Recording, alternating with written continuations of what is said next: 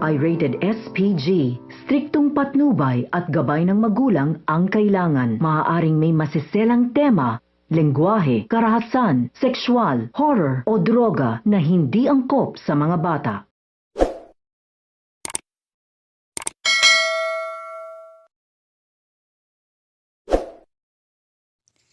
Namatay ang matandang may breast cancer na hindi man lang natupad ang kanyang huling kahilingan na makausap si Dara.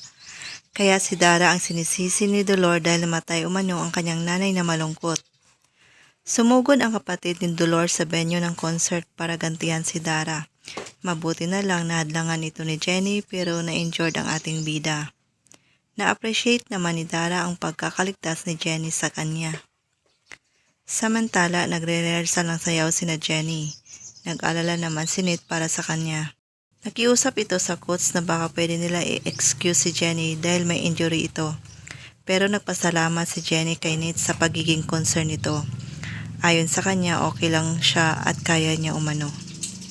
Habang nasa dressing room sina Jenny at Dara, kumatok si Nate at hinahanap si Jenny. Nagtago si Jenny at si Dara nga ang nagbukas ng pinto kay Nate. At sinabi na wala si Jenny. Pagkaalis ni Nate, lumabas si Jenny. Tinanong siya ni Dara kung iniiwasan niya ba si Nate. Ayon naman kay Jenny, natatakot siya sa totoong nararamdaman niya kay Nate. Lahat ng yan ay ating abangan dito lang sa Born to Shine. Maraming salamat po sa inyong panonood. God bless.